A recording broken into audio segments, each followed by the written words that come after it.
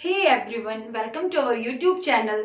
और आज हम स्टार्ट करने जा रहे हैं फॉरेस्टर की एक सीरीज, जिसमें आपका पहला जो सिलेबस दिया हुआ है उस सिलेबस के हिसाब से आपका पहला टॉपिक है, थीम है जो आपकी वो है फूड, और उसके अंदर जो पहला टॉपिक है वो आपके पास एनिमल ब्रीडिंग।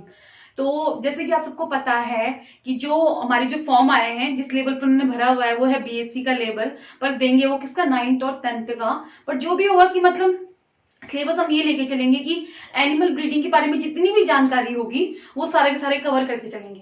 ठीक है, जो आपके पास 9th 10th 11th 12th में दिया होगा एनिमल ब्रीडिंग के बारे में वो सारे लेके चलेंगे। ठीक है, और फिर स्टार्ट करते हैं एनिमल ब्रीडिंग। सबसे पहले तो इस वर्ड को तोड़ते हैं, ब्रीड मतलब क्या होता है। ठीक है, तो जो ब्रीड होता है, ब्रीड मतलब क्या होती है, जिसके फीचर्स सेम होंगे। जैसे अगर हम ब्रीड की बात करें तो जैसे आपने सुना होगा जर्मन शेफर्ड सुना है ना, और जैसे आपने सुना होगा जो हमारे भोटिया कुत्ते होते हैं वो। ठीक है, तो मतलब जिनके क्या हो जाएंगे, जिनके कुछ फीचर्स सेम होंगे। स्पीसीज के अंदर, स्पीसीज तो आ गई डॉग, और डॉग के अंदर जो क्या होंगे, जो पार्ट्स बटे हुए होंगे, किसी को हम बोल देते हैं ये जर्मन शेफर्ड है, किसी को बोल देंगे ये भूटिया कुत्ता है, मतलब जैसे हम नाम देते हैं वो क्या हो गई, उनकी ब्रीड हो गई। मतलब उसमें कुछ फीचर्स सेम होंगे, है ना, फीचर्स सेम होंगे, बट कुछ कुछ जो कैरेक्टर्स आएंगे वो डिफरेंट डिफरेंट आएंगे। फीचर्स मतलब स्पीसीज तो सेम है, वो मतलब वो दिख रहा कुत्ते जैसा ही होगा, बट उसके क्या होंगे, जो कुछ कुछ कैरेक्टर्स होंगे वो डिफरेंट होंगे, तो वो ब्रीड हो जाती है। ठीक है, ये तो है ब्रीड का मतलब। अब ब्रीडिंग जब हम क्या करवाएंगे, दो किसी इंडिविजुअल के बीच में क्रॉस करवाएंगे। ठीक है, अगर कोई डॉग है जर्मन शेफर्डी है और जर्मन शेफर्ड के बीच में हम क्रॉस कराते हैं, किसी भी दो इंडिविजुअल के बीच में जब क्रॉस होता है उसको हम कहते हैं ब्रीडिंग। ठीक है, अब ये चैप्टर हम पढ़ ही क्यों रहे हैं यहाँ पे, तो हमने एक चैप्टर हमारे पास strategies for improvement of food resources, improvement of food resources, कि वो क्या क्या स्ट्रेटजीज है हमारे पास जिससे हम क्या कर सकते हैं, अपने जो फूड रिसोर्सेज है हमारे। अब हमको फूड रिसोर्सेज कहां से मिलते हैं, एक तो प्लांट से मिलते हैं, दूसरा कहां से मिलता है, एनिमल से मिलते हैं। तो हम क्या ऐसी स्ट्रेटजीज अपनाएं कि जो हमारा फूड है वो क्या ज्यादा मात्रा में भी हो, डिसीज रेसिस्ट भी हो।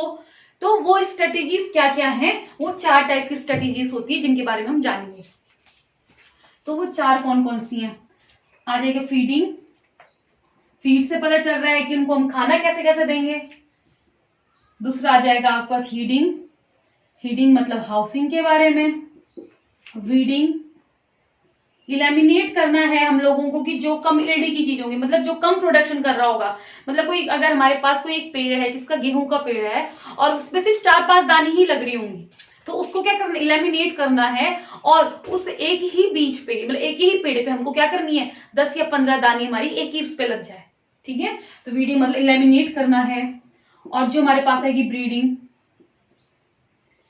हाई इल्ड का प्रोडक्शन करवाना है। हाई इल्ड मतलब जिसमें डिजीज भी ना हो, ज्यादा अमाउंट में भी हो, और क्या हो, सुपीरियर हो, हर चीज में उसकी क्वालिटी अच्छी हो, बहुत ज्यादा आ रहा हो। ठीक है, तो ब्रीडिंग क्या करवाएंगे हम, ऐसी 2 चीजों के बीच में क्रॉस करवाएंगे जिस कारण हमारी हाई यील्ड बन रही हो। तो यहाँ पे हम ब्रीडिंग क्या होती है, high yield formation, high yield formation. ठीक है, ब्रीडिंग मतलब क्या होता है, इलेमिनेट, हटाने हैं वो हम लोगों को, क्या करना है, जो हमारे पास जो कम यील्ड देते होंगे। ठीक है, जो जैसे ब्रीडिंग होता क्या है, स्पेशली मतलब खेतों में क्या कह रहे हैं, जो पतवर ये नहीं होती है, जो गंदे गंदे गंदे घास नहीं, जो खराब घास होती है, हाँ पतवरवार ऐसी कुछ होती हैं वो, उनको क्या होती है, हटाना होता है पेड़ों से। मतलब जो हमारे इसमें क्या हो जाती हैं, जो अनवांटेड प्लांट आ जाते हैं, जो हमारे प्लांट्स को, जो हमारे वांटेड प्लांट्स हैं उनको क्या नहीं करने देते हैं, ग्रोथ नहीं करने देते हैं, उनको हटाना, उसको कहते हैं किसमें, weeding in case of plants. But in case of animals मतलब क्या होता है कि जो क्या कर रहे हो, कम यील्ड दे रहे हो, रेसिस्ट फ्री नहीं हो, डिजीजेज हो, उनको क्या करना है, उन लोगों को हटाना है। ठीक है, eliminate the low yield animals या फिर प्लांट्स, एलिमिनेट लो यील्ड। ठीक है, अब यील्डिंग मतलब हमने कोई वेराइटी, कोई एक एनिमल या प्लांट ले लिया, अब हमने उसको कैसा इन्वायरमेंट प्रोवाइड करवा रहे हैं, उसका घर कैसा है, कि वहां पे वो सुटेबल है या नहीं है, उसकी कंडीशन सुटेबल है या नहीं है। तो यहाँ पे हम किस बारे में बात करते हैं, यहाँ पे हम हाउस के बारे में बात करते हैं। और फीडिंग मतलब क्या होता है, खाना, उसको कैसा खाना दे रहे हो आप, उस एनिमल को कैसा खाना दे रहे हो, वो उसके लिए अच्छा है कि नहीं है, कितने मतलब उसको कितने विटामिन चाहिए, कितने कार्बोहाइड्रेट, कितने मिनरल्स उतने प्रोवाइड हो रहे हैं या नहीं हो रहे हैं।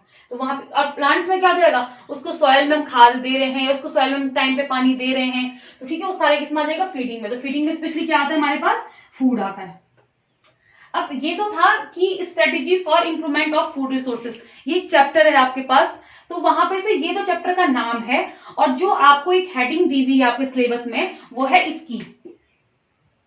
तो हमको ये ज्यादा क्या करना है, डिटेल में पढ़ना है। बाकी अगर वो पूछ देता है कि 4 स्ट्रेटेजीज कौन कौन सी होती हैं, तो ये 4 स्ट्रेटेजीज होती है हम लोगों को अपने फूड की, इसको इंप्रूवमेंट, फूड रिसोर्स को इंप्रूवमेंट करने के लिए। ठीक है, ये याद रखना, वीडिंग का मतलब क्या होता है, हीटिंग का मतलब क्या होता है, फीडिंग का मतलब क्या होता है, ब्रीडिंग का मतलब क्या होता है। ठीक है, अब हम देखेंगे एक एक करके ब्रीडिंग क्या होती है।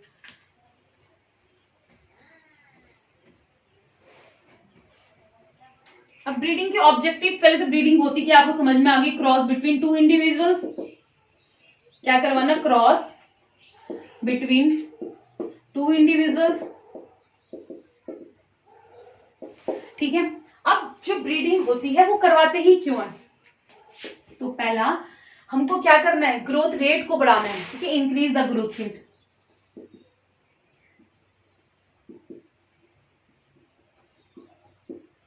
ये सारे टर्म्स आपके ना एनसीईआरटी में ही दे रखे हैं, ये सारे words, increase the growth rate, breeding क्या होती है, सारे आपके एनसीईआरटी में टर्म्स बना के दे रखे हैं। हाँ, तो ये तो increasing the growth rate, growth rate मतलब क्या होता है कि कोई भी मेरी ब्रीड है या फिर कोई गाय है या फिर कोई भी एनिमल है, अगर उसकी ग्रोथ ही कम होगी, है ना, मतलब उसकी प्रोडक्शन ही, उसकी ग्रोथ कम होगी, तो वो क्या हो जाएगा, उतना वो दे नहीं पाएगा हम लोगों को।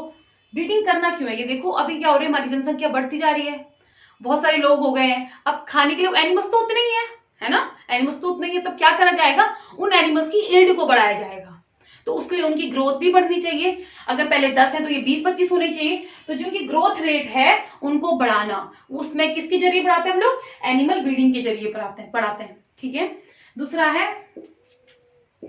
इंप्रूवमेंट द क्वालिटी, क्वालिटी, अब किसकी क्वालिटी को इंप्रूवमेंट करना, यहाँ पे एक और टर्म देखेंगे भी, एनिमल हस्बेंड्री। ठीक है, पहले यहां देखते हैं, इंप्रूवमेंट द क्वालिटी ऑफ, जो सिर्फ हमको क्या देती हैं, वूल देती हैं, रुई, मीट और क्या क्या होता है, मिल्क, जो भी हमको किससे मिलता है, लिव स्टॉक्स, मतलब डोमेस्टिक एनिमल्स से जो भी चीजें मिलती हैं उनकी क्वालिटी को इंप्रूव करना। ठीक है, क्वालिटी को इंप्रूव करना। अगर कोई गाय पानी पानी वाला दूध दे रही है और कोई गाय क्या दे रही है, थोड़ा गाढ़ा दूध दे रही है, तो हमने क्या करी, उसकी क्वालिटी को इंप्रूव किया। ठीक है, अब इंक्रीज द प्रोडक्शन, प्रोडक्शन मतलब वो है किस चीज का इंक्रीज करना है, इन सब का प्रोडक्शन को क्या करना है, इंक्रीज करना है। अब जो जर्सी गाय है, जो नॉर्मल हमारी गांव की गाय होती है, उसका दूध तो मोटा होता है, मतलब उसकी क्वालिटी बहुत अच्छी है, पर जो जर्सी गाय है वो क्या करती है, दूध को ज्यादा देती है। हमारी गांव की गाय है वो 1 किलो दूध देती है, तो जर्सी गाय वहीं पे कितना दे देती है, 10 किलो दूध दे देती है। तो हम लोगों को ऐसा ब्रीड बनाना है, ऐसी ब्रीडिंग करवानी है कि जिसमें क्या हो, दूध भी ज्यादा हो और साथ साथ में क्या हो, दूध की क्वालिटी भी अच्छी हो। ठीक है, तो ये सारे ऑब्जेक्टिव्स हैं, हमने ऐसी ब्रीड बनानी है जो क्या हो, डिजीज फ्री हो, डिजीज रेसिस्ट हो या फिर फ्री हो। ठीक है, उनपे डिजीज, मतलब ऐसा कर, कई बार क्या हो जाता है कि कोई गाय या हमारी या फिर कोई भी चीज है, उसपे क्या होता है, डिजीज लग जाती है, डिजीज हो जाती है, तो हमें कोई भी ऐसा प्रोडक्शन करना है, ऐसी ब्रीड बनानी है जिससे क्या हो, उसमें डिजीज ना हो। ठीक है, इतना समझ में आया। और दूसरा क्या करना है, इनकी जो टाइम पीरियड है, पांचवा, increase the production time period, increase the productive time period, मतलब कि जो इसका प्रोडक्टिव टाइम पीरियड का मतलब, अगर कोई गाय है, गाय अगर 4 साल से और आखिर के 8 साल तक, 4 साल से और 8 साल तक क्या देती है, अगर वो दूध देती है, तो हम लोगों को जो इसका ये टाइम पीरियड है ना, इसको इंक्रीज करना, मतलब क्या, तो आप इसको 8 साल से 10-11 साल तक कर दो, क्योंकि एवरेज एज मानी जाती है गाय की 10-11-15 साल जैसा था। ठीक है, तो उस एवरेज एज को उतनी रहने के साथ साथ कि तो उसकी एवरेज एज भी बढ़ा दो, मतलब क्या कर दो कि यहाँ पे जो ये 8 साल तक दूध दे रही है ना, ये 10 साल तक दूध दे दे, या फिर अगर ये 4 साल से दूध दे रही है, 4 साल से स्टार्ट करी दूध देना, तो ये 3 साल से दे दे। तो increase the productive time period, जो जिसमें वो क्या कर रही है, हाई यील्ड कर रही है, उस टाइम पे उसके प्रोडक्टिव पीरियड को क्या करना, बढ़ाना। ठीक है, अब ये सारे के सारे क्या थे आपके पास, ऑब्जेक्टिव्स थे। क्या थे, ऑब्जेक्टिव ऑफ एनिमल ब्रीडिंग। ठीक है, ये सारे के सारे क्या थे, ऑब्जेक्टिव थे। अब ये एनिमल के लिए यहाँ पे नाम आ रहा है, तो यहाँ पे वूल, मीट वगैरह आ रही है, बाकी सारा सेम होगा। यहाँ पे सिर्फ ये चीजें हटेंगी, और वहां पे सारा का सारा क्या आएगा। एंड प्लांट के लिए बात करेंगे हम लोग, प्लांट अगले दिन देखेंगे, और फिर भी ऑब्जेक्टिव सारे सेम ही रहेंगे, सिर्फ यहाँ पे चेंज होगा। ठीक है, समझ में आ गया। अब हुई एनिमल हस्बेंड्री की बात, क्योंकि अगर ये चीजें पढ़ो तो मैं एनिमल हस्बेंड्री के अंदर हम सारी चीजें पढ़ते हैं। एनिमल हस्बेंड्री में क्या होता है, जो भी डोमेस्टिक एनिमल्स है हमारे पास, जो भी हमको क्या देते हैं, कुछ भी चीज जिनसे हमको प्रोवाइड होता है, फिशरी कल्चर हो गया, और ये क्या होता है जिसमें हम लोग हनी कल्चर हो गया, जो हनी, ठीक है, सेरिकल्चर वगैरह, हनी जहां से मिलता है, वूल जहां से मिलता है, मीट, और ये डेयरी वाला हो गया, पोल्ट्री फार्म हो गया, इन सारे को क्या करना, इन सारे को इनकी प्रोडक्टिविटी को इंक्रीज करना, या फिर इनके देख रेख करना, उन सब चीज को क्या बोलते हैं हम लोग, एनिमल हस्बेंड्री बोलते हैं। ठीक है, एनिमल हस्बेंड्री का टर्म था एनिमल हस्बेंड्री, और एनिमल हस्बेंड्री के अंदर भी ये सारे के सारे आएंगे। ठीक है, ब्रीडिंग आता है, और दूसरा उसकी क्या आती है, उसके लिव स्टॉक को इंक्रीज करना, मतलब उनके जो नंबर्स हैं उनको इंक्रीज करना, जो भी उनका प्रोडक्ट है उनको इंक्रीज करना। ठीक है, इतना था। अब हम देखेंगे ब्रीडिंग के टाइप कितने होते हैं। ब्रीडिंग के स्पेशली 2 टाइप हैं, एक है नेचुरल ब्रीडिंग और दूसरा है आर्टिफिशियल ब्रीडिंग।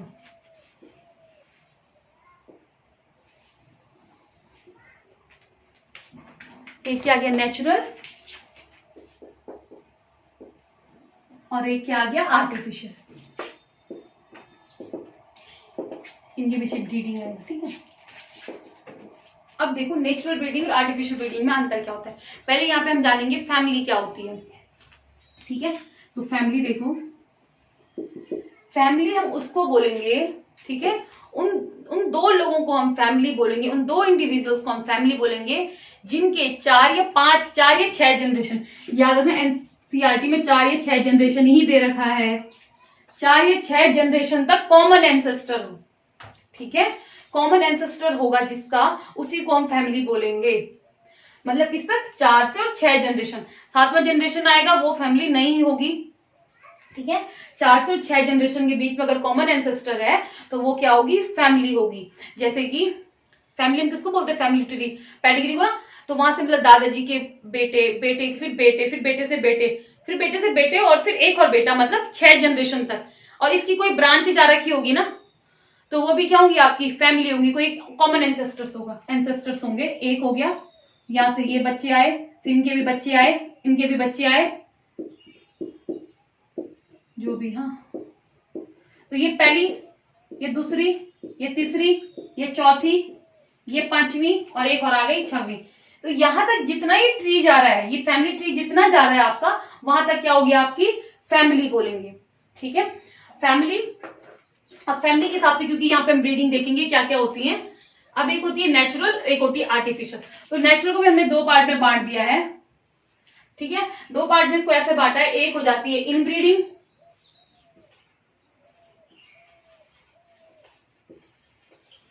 इनब्रीडिंग, और एक हो जाती है आउटब्रीडिंग। ठीक है, यहां पे हम पढ़ेंगे artificial insemination,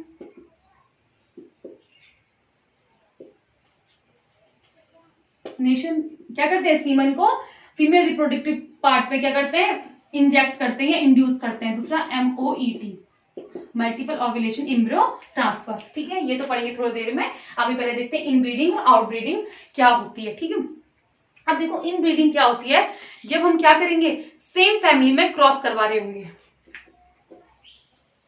cross between same family. ठीक है, सेम फैमिली होगी, फिर सेम स्पीसीज भी होगी, और सेम ब्रीड भी होगी। देखो कैसे। ठीक है, अगर कोई फैमिली है हमारे पास, किसी की भी, कोई भी फैमिली है, उनके 2 मतलब दो के बीच में क्या हो रहा होगा, क्रॉस हो रहा होगा फैमिली मेंबर्स के बीच में। फैमिली मतलब एक जनरेशन, दो जनरेशन, तीन, चार, अगर इसको बोलती हूँ मैं first generation, second, third and fourth, ये किसी एक फैमिली में, ये F1 फैमिली है, ये F2 फैमिली है, ठीक है, किसी स्पीसीज की। अगर ये किसी स्पीसीज है, आप कोई सी भी स्पीसीज ले लो, अगर हम सपोज दैट जर्सी गाय की स्पीसीज बोल देते हैं, फिर ठीक है किसी काऊ की कोई सी भी स्पीसीज, जर्सी गाय की देखो, जर्सी गाय की कोई, जर्सी काऊ की कोई स्पीसीज देख लो, ठीक है, तो वहां पे क्या हो जाएगा, उसकी एक फैमिली ये आ गई, 2, 3 और 4, ठीक है, और ये दूसरी फैमिली है, उस दूसरी फैमिली की ये भी आ गई, ठीक है। अब अगर इनके बीच में होगा, इन्हीं के बीच में करवा रही हूं मैं, तो ये क्या हो जाएगा, इनब्रीडिंग हो जाएगा, cross between the same family, same species, same breed, ठीक है, तो ये क्या हो जाएगा हमारे पास, इनब्रीडिंग हो जाएगा। अब आउटब्रीडिंग में क्या होता है, ठीक है, आउटब्रीडिंग में पहला हम अगर सेम स्पीसीज में करा रहे हैं, सेम किसमें करा दो, सेम ब्रीड में करा दो पहले, ठीक है, सेम ब्रीड में करा दिया, मतलब ये फैमिली और ये फैमिली, ठीक है, बट ब्रीड क्या है, सेम है। ब्रीड अगर सेम होगी, अगर जर्सी गाय की है बट दो फैमिलियों के बीच में हो रहा होगा, तो इसे क्या बोलेंगे हम लोग, आउटब्रीडिंग का फर्स्ट पार्ट। अब इसके नाम जानेंगे, इनके नाम को क्या क्या बोलते हैं, इन्हें आउटक्रॉस बोलते हैं, ठीक है। अब आया सेम ब्रीड में, अब अगर हम कराएंगे डिफरेंट स्पीसीज, सेम ब्रीड में होगी, सेम ब्रीड में होगा बट डिफरेंट फैमिली, ये भी लिख देना, डिफरेंट फैमिली, ठीक है। अब क्या होगा डिफरेंट स्पीसीज में डिफरेंट फैमिली में हो जाएगा, डिफरेंट फैमिली होगी, डिफरेंट स्पीसीज में हो जाएगा, different breed, sorry different breed, मतलब ब्रीड का देखो आप, अगर यहाँ पे मैंने ये जर्सी गाय ली थी, दूसरी में क्या लीजिए, जो गांव की गायें होती है हमारी, उसको ले लिया, अब उसमें भी क्या होगी, दो फैमिली, कितनी बहुत सारी फैमिली हो सकती है, ठीक है, लिया जा रहा है, अगर ये इसकी फैमिली थी, अब क्या करवा रहे हैं, इन दोनों का करवा रहे हैं, मतलब इससे इसकी करवाएंगे या तो फिर इससे इनकी करवाएंगे। तो जब क्या करवाते हैं हम लोग, दो अलग अलग क्या होंगी मेरे पास, दो अलग अलग ब्रीड के बीच में होंगी, ये ब्रीड 1 और ब्रीड 2 के बीच में जब होगी, तो उसे क्या बोलते हैं, डिफरेंट ब्रीड में करवाते हैं, ठीक है। अब आ जाएगा इंसेमिनेशन, हाइब्रिडेशन ना, हाँ। अब देखो तीसरा क्या होता है, डिफरेंट स्पीसीज, ठीक है। डिफरेंट स्पीसीज कैसे करके बोला जा रहा है कि अगर हमने किसके बीच में करा दिया, टाइगर और लॉयन के बीच में करा दिया, ठीक है, इनके बीच में क्रॉस करा दिया, तो ये क्या हो जाएगा, डिफरेंट स्पीसीज के बीच में क्रॉस हो रहा है, ठीक है। अब आपको एक और चीज देखनी है, ये वाले के जो पेपर में आता है, ब्रीडिंग का आउट क्रॉस हो गया, आउट क्रॉसिंग, आउट ब्रीडिंग, और इसको बोल देंगे इंटर स्पेसिफिक हाइब्रिडाइजेशन, ठीक है। तो जो ये एग्जांपल था वो तो इसका था, अब इसमें एग्जांपल देखो क्या क्या होते हैं, म्यूल तो सबने सुना है, हीनी, टाइगरस, टाइगरन, रिक्लाइनर, ठीक है। अब देखो इसका जो म्यूल का है, जो आगे होंगे, जो वर्ड्स भी आगे होंगे, इसको ऊपर छोड़ो, तो ये किसका हो जाएगा, हॉर्स प्लस डोंकी का, ठीक है, ये मेल है और ये क्या है आपके पास, फीमेल है। जो टाइगर से आगे का क्या है, टाइगर, और ये क्या हो जाएगी, लॉयन, ठीक है, और ये क्या हो जाएगा, यहाँ पे लॉयन हो जाएगा और यहाँ पे क्या आ जाएगा, टाइगर आ जाएगा, ठीक है। और यहाँ पे हमको पता है किसका होता है, डोंकी का और हॉर्स का, ठीक है। तो ये एग्जाम्पल्स आप सारे याद रखने, सारी एनसीईआरटी के एग्जाम्पल है आपके पास, जो पेपर में पूछे जाने की पूरी क्या है, संभावना है, ठीक है। तो ये एक और बार हम रिवीजन करके देखते हैं। हम लोगों ने ये दो टाइप की पढ़ दी, खत्म कर दिया, अब सीधे हम आर्टिफिशियल पढ़ेंगे।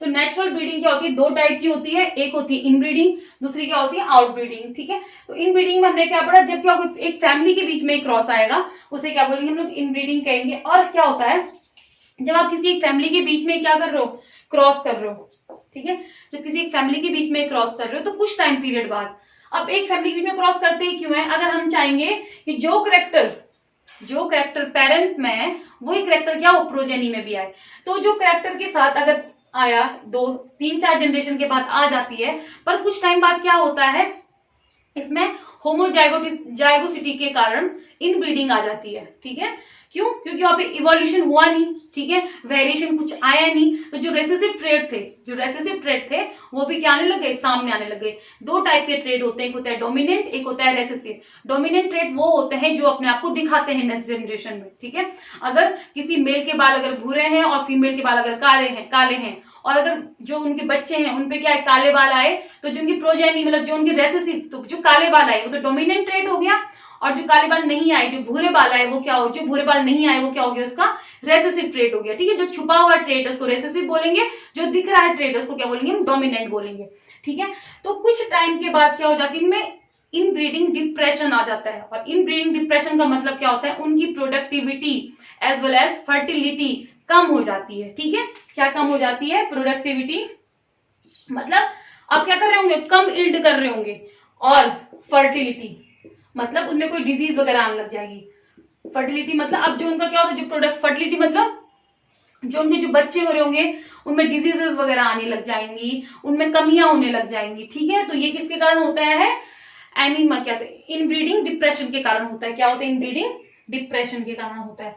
अब बात तो ये है, इनब्रीडिंग डिप्रेशन को हम हटाएंगे कैसे, तो उसमें सिर्फ एक बार क्या करते हैं, लोग आउट क्रॉस करवाते हैं। ठीक है, एक ही बार क्या करेंगे, आउट ब्रीडिंग करवा दो या फिर आउट क्रॉस करा दो, वही क्या हो जाएगा आपका, एक ही बार में क्या हो जाएगा, वो सब कुछ खत्म हो जाएगी, फिर जाके इनब्रीडिंग करवाएंगे।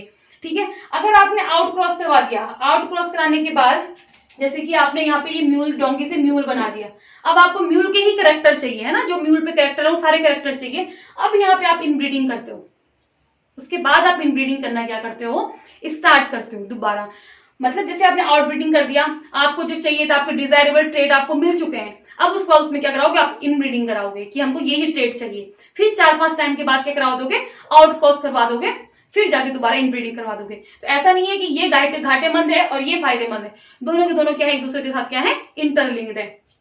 ठीक है, इतना समझ में आ गया। ये था क्या, इनब्रीडिंग और आउटब्रीडिंग के बारे में। अब पढ़ेंगे हम आर्टिफिशियल के बारे में।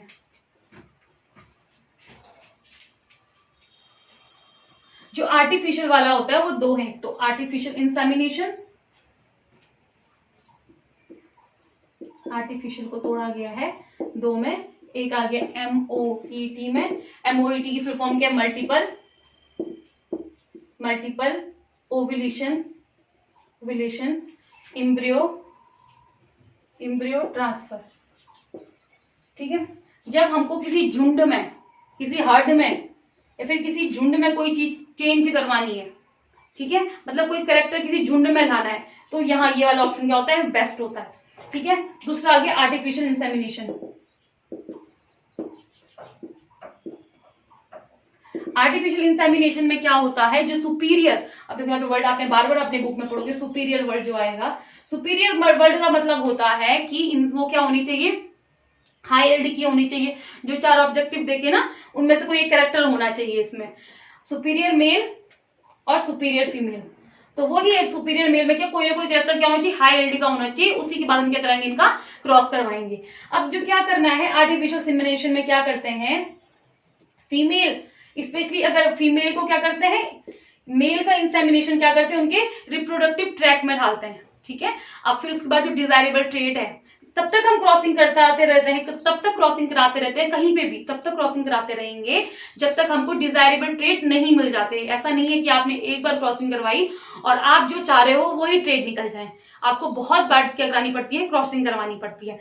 तो आर्टिफिशियल इंसेमिनेशन में क्या करवाएंगे, नॉर्मल, जिसमें दिख रहा है आर्टिफिशियली, मतलब यहाँ पे आपको मेल की जरूरत नहीं है, उसका सीमेन क्या कर देंगे हम लोग, किसमें ढाल देंगे, जो हमारी सुपीरियर फीमेल होगी उसमें ढाल देंगे। ठीक है, अब इसके फायदे क्या होते हैं, इसके फायदे पूछे जाते हैं, इसके फायदे 3-4 फायदे समझ में तो आ गया होगा। आर्टिफिशियल इंसेमिनेशन हुआ क्या, कि जो फीमेल रिप्रोडक्टिव पार्ट में क्या डालना है हम लोगों ने, सेमेन ढालना है, सीमेन ढालना है। ठीक है, पर किसने, आर्टिफिशियली ढालना है। अब इसमें इसके फायदे क्या हुए, पहला फायदा क्या होगा, एक्चुअल मिल्क की जरूरत नहीं है। ठीक है, दूसरा हम इसको प्रिजर्व कर सकते हैं, प्रिजर्व द सीमेन, और किसमें प्रिजर्व करते हैं, कायरो प्रिजर्वेशन क्या होता है, N2 किसमें, नाइट्रोजन में ढालते हैं, पर कितने में, -196 डिग्री सेल्सियस में उसको क्या करते हैं, प्रिजर्व करते हैं। ठीक है, इसी में किसमें, ये आपने देखा होगा, इस पंप को भी क्या करते हैं, इसी में क्या करते हैं, प्रिजर्व करते हैं। अब आ गया, ठीक है। हाँ, ये अब एक और जो मेन है कि एक मेल बहुत सारी फीमेल को लेकर हो सकता है, यूज हो सकता है। तो male use for many superior female. ठीक है, इतना समझ में आ गया। इसका ये फायदा था, आर्टिफिशियल इंसेमिनेशन का ये फायदे थे। अब आ गया ये वाला मल्टीपल ओव्यूलेशन एम्ब्रियो ट्रांसफर। अब मल्टीपल ओव्यूलेशन क्या हो गया, जब कोई भी यहाँ पे गाय के एग्जांपल लेके चलते हैं। ठीक है, सबसे पहले मल्टीपल ओव्यूलेशन हुआ क्या, नॉर्मल ओव्यूलेशन होता है 1 एग का पर मंथ। ठीक है, पर करना क्या है, उस ओव्यूलेशन को क्या करते हैं, मल्टीपल मतलब 6 से 8 एग पर मंथ क्या हो, रिलीज हो, तो वो हो गया मल्टीपल ओव्यूलेशन, या फिर सुपर ओव्यूलेशन भी इसी को बोलते हैं।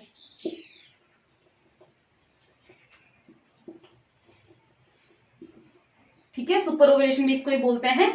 जब क्या हो जाता है, होना क्या चाहिए था, 1 एग रिलीज होना चाहिए था किसमें, पर मंथ में, पर होता क्या है, जब 6 से 8 एग क्या करेंगे, रिलीज करेंगे, तो उसको क्या बोलते हैं हम लोग, मल्टीपल ओव्यूलेशन बोलते हैं। अब ये करते कैसे, सबसे पहले हम लोगों ने 4-5 स्टेप है। पहला स्टेप है, हमें वो काउ एडमिनिस्टर करनी पड़ेगी, मतलब कोई जो भी मतलब हमारे पास इंडिविजुअल होगा, उसको क्या करना पड़ेगा, देखना पड़ेगा कि इसके अंदर पहले सिलेक्शन का काम आता है, तो सिलेक्ट करेंगे। फिर दूसरा, उसमें FSH हार्मोन डालेंगे। FSH हार्मोन क्या करेगा, उसको मल्टीपल ओव्यूलेशन में हेल्प करेगा। तो उसके बाद क्या होगा, मल्टीपल ओव्यूलेशन होगा। अब मल्टीपल ओव्यूलेशन के बाद हम क्या करेंगे, इंसेमिन करेंगे। किसको इंसेमिनेशन स्टार्ट करेंगे, मतलब उसमें सेमेन चाहे नेचुरली चाहे आर्टिफिशियली क्या करेंगे, इंजेक्ट करवाएंगे, इंड्यूस करवाएंगे, इंड्यूस सीमेन आर्टिफिशियली या फिर नेचुरली। ठीक है, अब ये हो गया। अब फोर्थ स्टेज क्या है, अब जितने एग हो गए, सपोज 6 से 8 एग हुए थे, तो 6 से 8 एग क्या हो जाएंगे, फर्टिलाइज हो जाएंगे, फर्टिलाइज हो गए। अब फर्टिलाइज होने के बाद जब वो 8 से 32 सेल बन जाता है उस एम्ब्रियो का, 8 से 32 सेल बन जाएगा जब उस एम्ब्रियो का, तो उसमें क्या कर देंगे हम लोग, उसको अब सैरोगेट मदर में डाल देंगे, बट ये याद रखना नॉन सर्जिकली। ठीक है, अब इसके बाद फिफ्थ क्या है, सैरोगेट मदर की बात है, बट किसमें, नॉन सर्जिकली। नॉन सर्जिकली मतलब विदाउट सर्जन, हम क्या मतलब विदाउट सर्जरी क्या करेंगे हम लोग, जो सैरोगेट मदर्स होंगी, सैरोगेट मदर्स जैसे ह्यूमन के केस में भी होता है, जो क्या करती हैं, सिर्फ बच्चे को क्या करेंगी, अपना वॉर्म देंगी। ठीक है, उन्हीं को क्या बोलते हैं लोग, सैरोगेट मदर बोलते हैं। और वो क्या करेंगी, उनको सिर्फ प्रोटेक्शन करेंगी। ठीक है, तो ये, और इसमें देखना मेन बात ये है कि सैरोगेट मदर जो होती है उसको हम लोग वो सही होनी चाहिए नहीं होनी चाहिए, मतलब ना उससे हमारी यील्ड पे फर्क पड़ेगा या नहीं पड़ेगा, बहुत फर्क पड़ता है। ठीक है, तो हमको ये भी क्या करनी है, सिलेक्ट करनी है। ठीक है, कि कौन सी ज्यादा सही होगी सैरोगेसी के लिए। ठीक है, तो ये स्टेप्स क्या करते हैं, पर्टिकुलरली पूछे जाते हैं कि इसके बाद का स्टेप कौन सा लगाना है, इसके बाद का स्टेप क्या होगा, इसके बाद का स्टेप क्या होगा। अब ये क्या कहा था मैंने, क्योंकि क्या 6 से 8 क्या होंगी, सेम फर्टिलाइजेशन होगा। अब जो सेम फर्टिलाइजेशन होगा उनके बाद फिर हम सेम करते रहेंगे। ठीक है, ब्रीड बनाते रहेंगे, और यहाँ पे क्या होगा, एक हर्ड, एक झुंड एक जैसा तैयार होगा, जो हमको हाई यील्ड देगा, हाई प्रोडक्शन होगा उसका। ठीक है, तो ये था आपके पास एनिमल ब्रीडिंग के बारे में। जहां पे भी आपको समझ नहीं आया हो तो आप कमेंट कर सकते हैं, और फिर हम कल या फिर नेक्स्ट डे देखेंगे कि प्लांट ब्रीडिंग क्या होती है। सिमिलरली है, ज्यादा मतलब कुछ अलग है नहीं, बट जो प्रोसेस है वो अलग अलग है। ठीक है, देखेंगे। तक के लिए thank you, thanks for watching.